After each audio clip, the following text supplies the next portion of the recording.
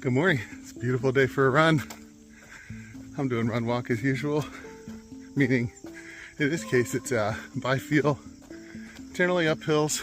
I'm going to walk a little more than I run, and down hills I'm going to put on a little more speed. So by feel, long run.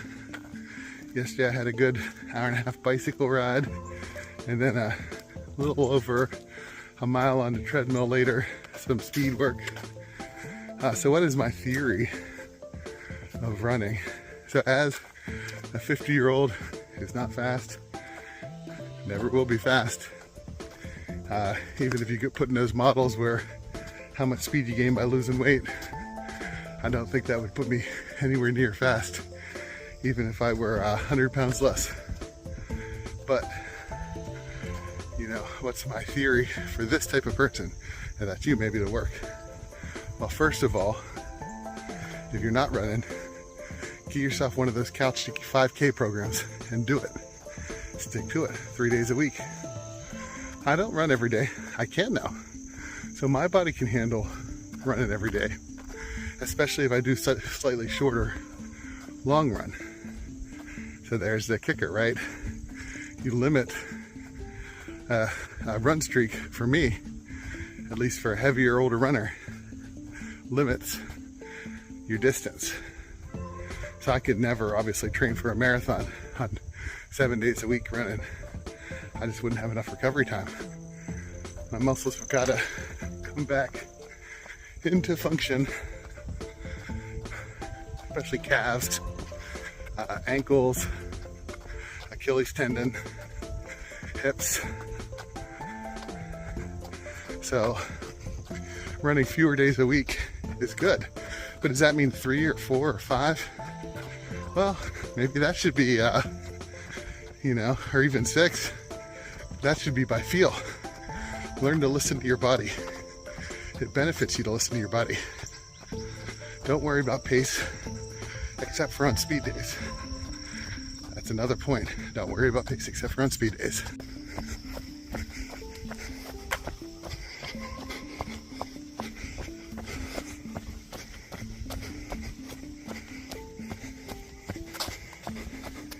Now that's not something I hold to, because sometimes I do hold the pace on non-speed days, especially if I can get on something flat and looped for a long run.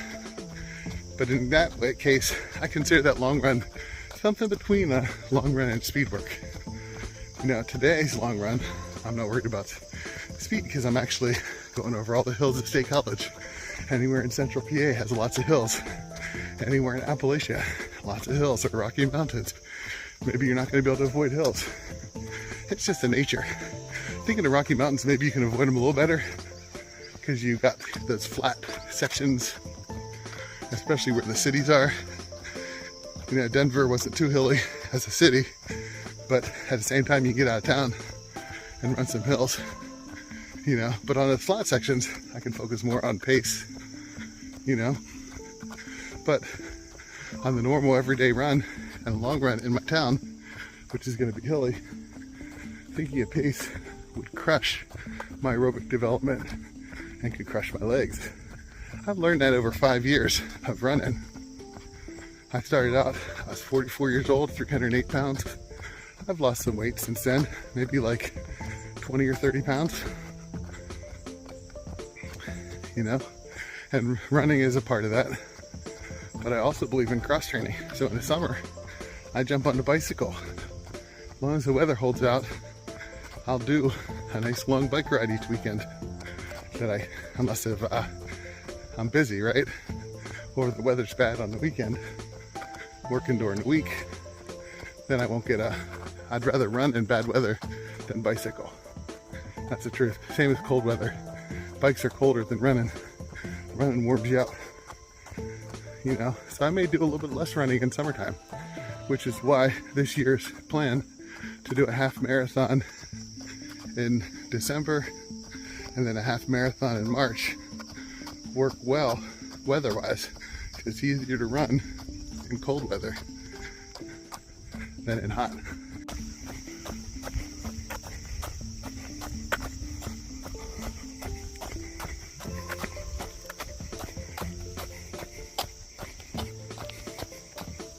I set my half marathon PR last March, training by feel.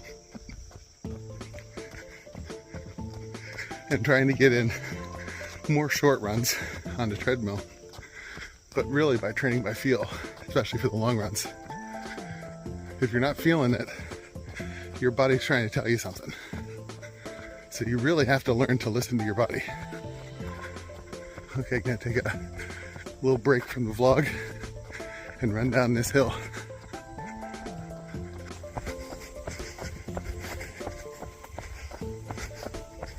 Even the quads getting this eccentric on the downhill builds up some running strength, bones, ligaments, muscles that I can count on throughout my life. Only 3 miles into this run so far. So we'll follow in this method of running, get you to be on the podium at your local 5Ks or half marathons or marathons.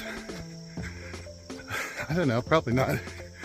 Will they help you live longer, be more able than you are currently? I think so. And I think that's the ultimate benefit of running. So the ultimate focus then of runners who are 50. Question of the day: do you have a philosophy of running? If so, what is it? I had someone tell me my philosophy of running is running away from bears. I almost had to do that last summer.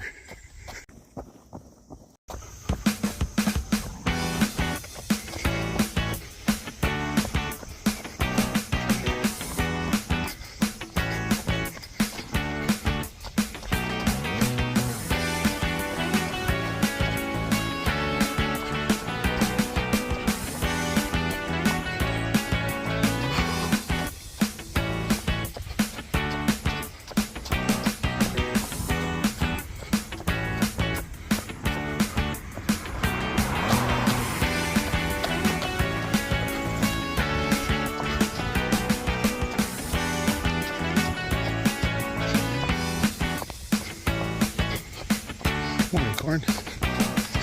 Morning little yellow flowers and little blue flowers. Cricket songs. Singing for love.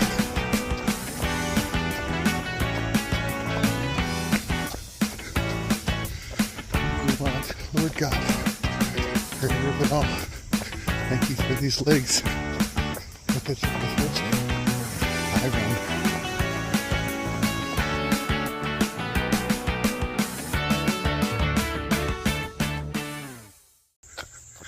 Shuffle, shuffle, shuffle.